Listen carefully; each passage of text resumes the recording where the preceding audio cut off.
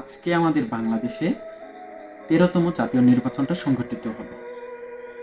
এখানে জানি অনেক ভালোভাবে নির্বাচন হয়েছে, কিন্তু অনেক জায়গায় একটু সমস্যা হয়েছে আর কি।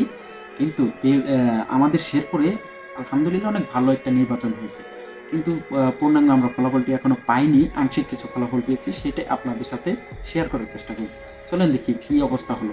আমাদের শেরপুরে টোটাল কেন্দ্র আসন আছে তিনটার মধ্যে একটার মধ্যে সব সমস্যা হয়েছে, সেটা হচ্ছে 3 নম্বর আসনটা।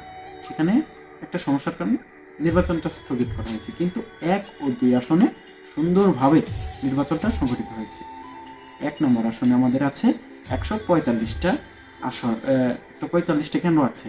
আর সেখানে আপনার 32টি কেন্দ্র থেকে কিছু ফলাফল পাওয়া গেছে।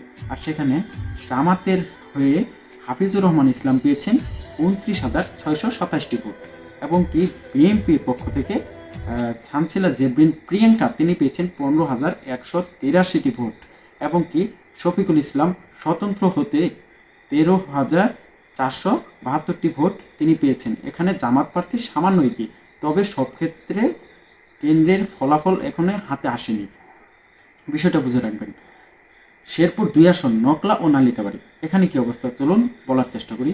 মোট এখানে কেন্দ্র আছে 154টি, আংশিক ফল হিসাবে 51টি থেকে ফলাফল কিছুটা পাওয়া গেছে। হ্যাঁ, আর সেখানে মোহাম্মদ গোলাম কিবরিয়া জামাত হতে 40,017টি ভোট পেয়েছেন, কিন্তু এটা বিশাল বড় একটা অঙ্ক।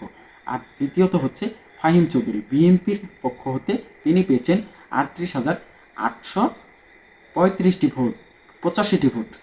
আর চতুর্থ হচ্ছে এখানে লড়াই খুব টাইট, সামান্য এগিয়ে জামাত প্রার্থী, কিন্তু বিষয়টা হচ্ছে শেরপুর 3 আসন ভোট স্থগিত প্রার্থীর মৃত্যুর কারণে।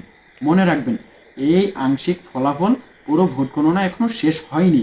প্রতিটি কেন্দ্র অনুযায়ী চূড়ান্ত ফলাফল প্রকাশিত হলে পুরো ছবি বদলেও যেতে পারে। পূর্ণাঙ্গ ফলাফল জানতে চোখ রাখুন আমাদের নেক্সট ভিডিওতে। আপডেট আসছে খুব শীঘ্রই, শুধু সত্য ও যাচাইকৃত তথ্য এখানে পাবেন ইনশাল্লাহ। Thank you everyone. আসসালামু আলাইকুম।